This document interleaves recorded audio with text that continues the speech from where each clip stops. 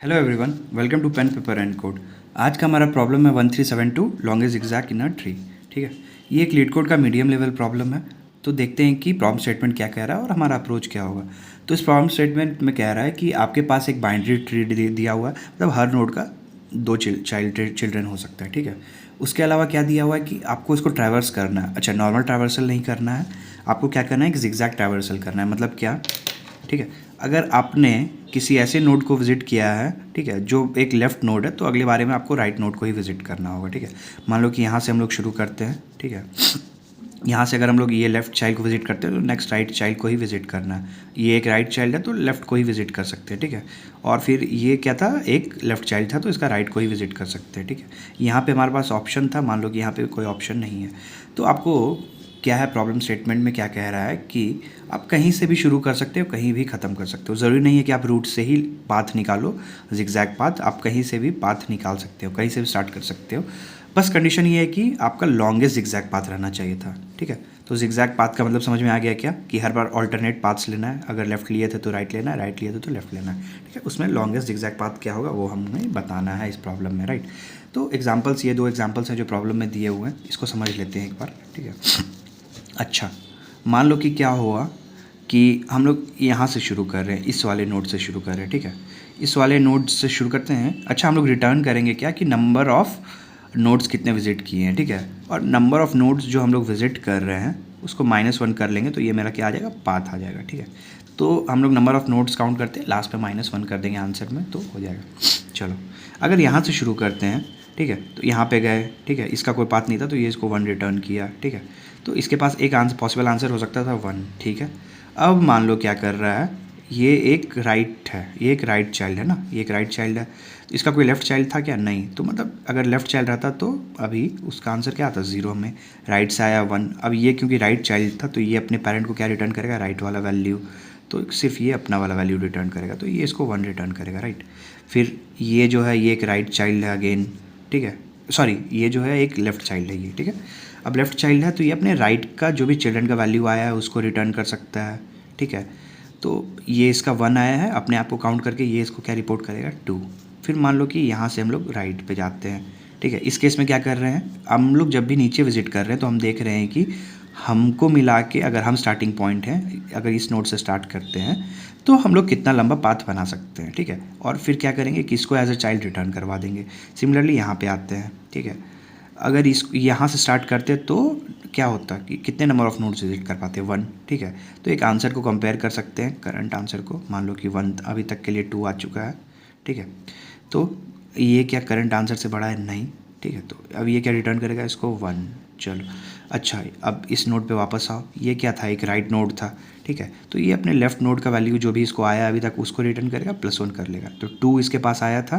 ठीक है, और एक अपने को रिटर्न करेगा ये, तो आंसर इसको क्या दे देगा, 3। चलो, बहुत अच्छा।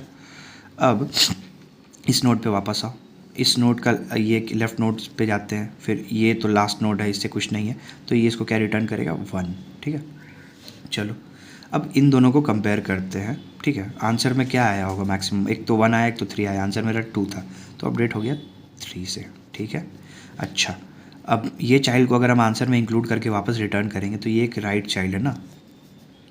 ठीक है, तो ये अपना लेफ़्ट वाला आंसर रिटर्न करेगा। तो लेफ़्ट से इसका 1 आया है तो ये इसको क्या रिटर्न करेगा, 1 + 1 मतलब कि 2। ठीक है, तो 2 मेरे पास आ गया, लेकिन ये आंसर में अपडेट नहीं हुआ क्योंकि मेरा मैक्सिमम 3 है। 3 कौन से पाथ से आया था, 3 आया था जबकि हम लोग इसको, इसको और इसको, ये वाला पाथ ले लेते। ठीक है, आई होप क्लियर हो गया होगा। जल्दी से ये वाला एग्जांपल देख लेते हैं। तो मान लो यहाँ से शुरू करेंगे। ठीक है, यहाँ से पहले लेफ़्ट में जाते हैं, फिर राइट में जाते हैं, लेफ़्ट में जाते हैं यहाँ पे। ठीक है, यहाँ से कुछ नहीं आ रहा था तो ये अपने आप को क्या रिटर्न करेगा, 1। ठीक है, अच्छा, चलो, 1 आया। इसका इधर से कितना आया होगा, 0। ठीक है, इधर से 0 आया होगा। तो एक बार आंसर में हम लोग क्या करेंगे कि देखेंगे कंपेयर करके कि लेफ़्ट और राइट में कौन सा बड़ा है। ठीक है, एक आंसर बना लेते हैं फिर से, लेफ़्ट और राइट में कौन सा बड़ा है। तो ये आया, हाँ, और ये अपना वैल्यू उसमें इंक्लूड करेगा तो 2 हो चुका है मेरा आंसर। राइट, एक तो इस नोड से आया होगा और ये अपने आप को इंक्लूड करेगा तो 2 आया। अब ये रिटर्न क्या करेगा भाई, अच्छा, ये एक लेफ़्ट चाइल्ड है, मतलब राइट का वैल्यू रिटर्न करेगा +1 करके। तो 1 आया था और खुद को जोड़ के ये 2 रिटर्न कर दिया। चलो, बहुत अच्छा। अच्छा, फिर यहाँ पे आते हैं वापस, ये अपने राइट चाइल्ड पे आया हुआ, यहाँ पे कुछ नहीं है तो ये इसको 1 रिटर्न करेगा, ठीक है। अब ये क्या है, एक राइट चाइल्ड है, ठीक है, तो अपना लेफ़्ट वाला वैल्यू इंक्लूड भेजेगा जो भी आया है और +1 करके भेजेगा ना, तो 2 इसके पास आया था, अपने आप को इंक्लूड करके ये अपने पेरेंट को क्या भेजेगा, 3, ठीक है। अब इसका कुछ लेफ़्ट एग्जिस्ट नहीं करता है तो इस साइड से इसको क्या आया होगा, 0, ठीक है। तो ये आंसर में फिर कंपेयर कर लेगा, ठीक है, 3 प्लस अपने आप को एक जोड़ के 1, 4, ये मतलब अगर स्टार्टिंग पॉइंट यहाँ से था तो ये मेरे पास मैक्सिमम पाथ निकल सकता है, ठीक है, 4। अब ये क्या है, एक लेफ़्ट है, ठीक है, ये क्या है, एक लेफ़्ट है, ठीक।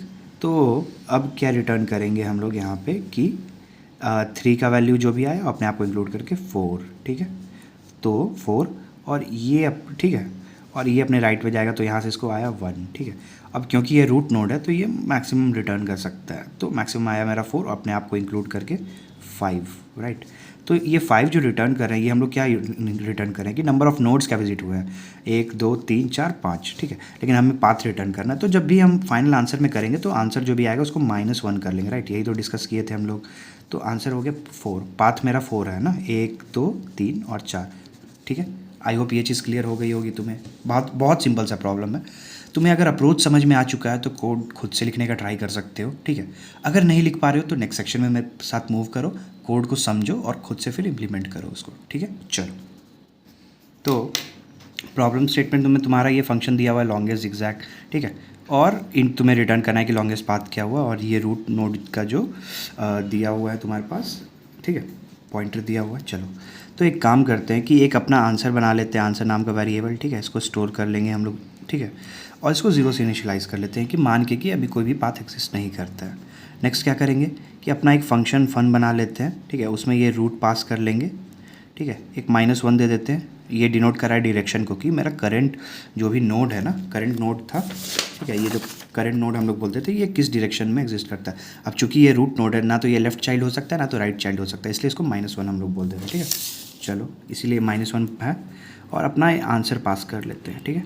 अब आंसर कुछ वैल्यू से मतलब अपडेट हो चुका होगा, तो जब रिटर्न करना है तो क्या आंसर पास करेंगे, नहीं, हम लोग किसको काउंट कर रहे थे, जितने नंबर ऑफ़ नोड्स है, तो इसलिए एक -1 करके इसको रिटर्न करवाना है ताकि मेरा पाथ जाए, राइट। हमें क्या भेजना था, लॉन्गेस्ट ज़िगज़ैग पाथ जो हो रहा था वो, नंबर ऑफ़ नोड्स नहीं, तो इसलिए इसको एक -1 यहाँ पे बिठा दे रहे हैं, ठीक है। आई होप ये चीज़ क्लियर है। अब एक अपना फंक्शन हम लोग बना लिए हैं फन बोल के, ये इंट वैल्यू रिटर्न कर रहा है, लॉन्गेस्ट पाथ जो भी होगा, रूट है, ये डायरेक्शन है कि ये करंट लेफ्ट चाइल्ड है या राइट चाइल्ड है, और ये आंसर अपडेट करे। अच्छा, आंसर के पास एक % ज़रूर से देना, क्यों, क्योंकि तुम्हें चाहिए कि आंसर अपडेट हो। हर रिकर्सिव कॉल जो होता है तो नए सेट ऑफ वेरिएबल्स बनते हैं, तो अगर वो, ठीक है, अगर उसका लोकल वेरिएबल है तो उसका स्कोप जो है फंक्शन के रहने तक होगा, फंक्शन कॉल जैसे ही ख़त्म होगा वैल्यू भी चला जाएगा। तो तुम चाहते हो कि ये वैल्यू परमानेंट स्टोर रहे तुम्हारे यहाँ वाले आंसर में, इसलिए % दे दो, ठीक है। चलो, अच्छा, अगर रूट नोड एग्जिस्ट नहीं करता, आप जिस पे आए वो एक नल है, तो आप उसको काउंट भी नहीं करोगे एज अ नोड, ठीक है। तो उस केस में क्या करो, रिटर्न 0 करवा लो, ठीक है।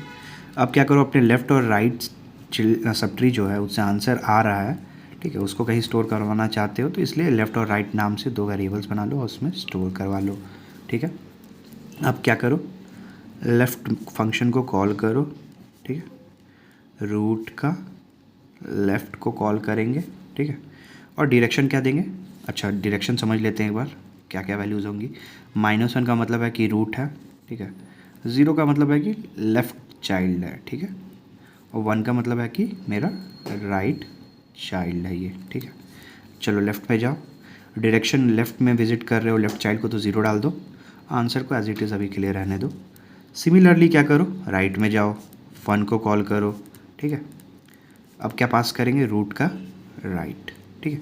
अब 0 देंगे क्या, नहीं, राइट चाइल्ड है तो उसके लिए क्या देंगे, 1, ठीक है, 1 दो और आंसर। अच्छा, लेफ़्ट का मेरा वैल्यू कुछ आ गया होगा, राइट का कुछ वैल्यू आ गया होगा, तो एक काम करते हैं, क्या कर रहे थे हम लोग यहाँ पे देखो यहाँ पे जो भी वैल्यू आया था उसको कंपेयर कर रहे थे ना +1 करके, और आंसर के साथ कंपेयर कर रहे थे, राइट।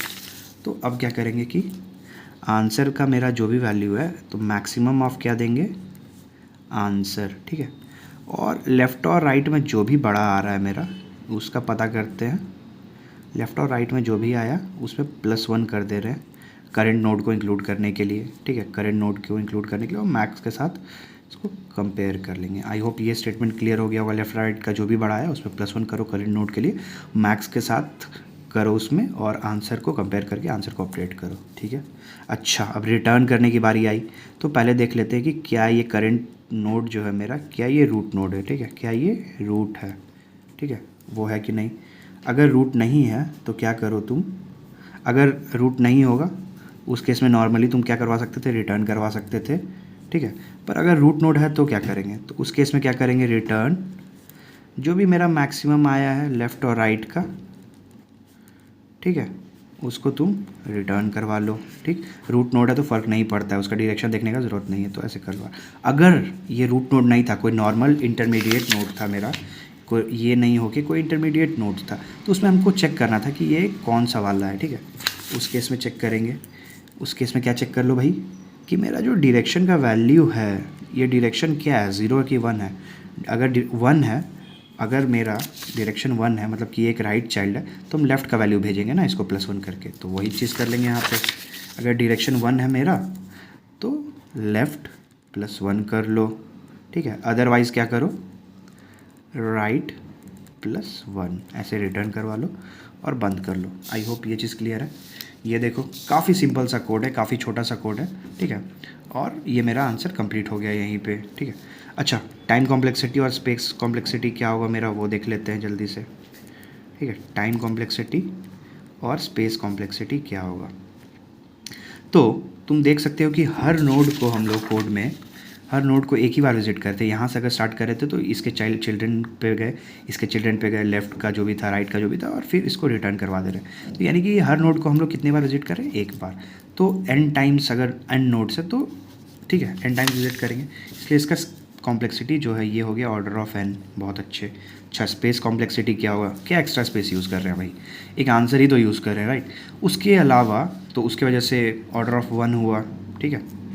अच्छा, जब हम लोग ये फंक्शन कॉल्स करते हैं ना, तो उसमें भी कोई स्पेस मेरा लगता है। ये स्पेस कहाँ से आता है, ये जो फंक्शन कॉल्स होती हैं इनका स्पेस कहाँ से आता है, तो ये आता है आपका सिस्टम स्टैक यूज़ करता है। ठीक है, सिस्टम का कोई अपना स्टैक है, वो फंक्शन कॉल करने के लिए यूज़ करता है।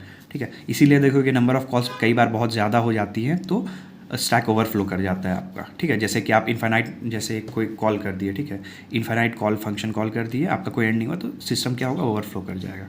ठीक है, तो इसको अगर आप इग्नोर कर देते हो तो मेरा कॉम्प्लेक्सिटी क्या, ऑर्डर ऑफ 1। अच्छा, अगर मान लो इंक्लूड करने के लिए क्या देता है आपको इंटरव्यूज़ में, तो क्या होगा, किसी भी एक टाइम पे, ठीक है, किसी भी एक टाइम पे क्या होगा, मान लो ये कॉल हुआ, ये कॉल हुआ, तो जो भी आपका ट्री का हाइट है, ठीक है, उतने मैक्सिमम नंबर ऑफ़ एलिमेंट्स जो थे वही कॉल हुए होंगे, तो उसका हाइट जो भी ट्री का है, ठीक है, वही मैक्सिमम नंबर ऑफ़ कॉल्स हो सकता है फंक्शन का, मतलब ऑर्डर ऑफ h, मतलब हाइट जो भी है मैक्सिमम नंबर ऑफ़ कॉल्स होगा। हालांकि उसको हम लोग जनरली एक्सक्लूड कर लेते हैं आंसर में। ठीक है, बट इनकेस आपको पूछ दिया जाए तो। ठीक है, आई होप कि आज का प्रॉब्लम आपको क्लियर हो चुका होगा। ठीक है, हम लोग क्या करने वाले थे, क्या अप्रोच था, क्या सॉल्यूशन था। ठीक है, अगर आपको क्लियर हो चुका है सब कुछ तो ठीक है, अगर नहीं क्लियर हुआ है तो आप कमेंट सेक्शन में पूछिए मेरे से, हम ट्राई करेंगे आपको आंसर करने का। अगर वीडियो पसंद आया हो तो लाइक कर दीजिए। मिलते हैं कल के वीडियो में, बाय।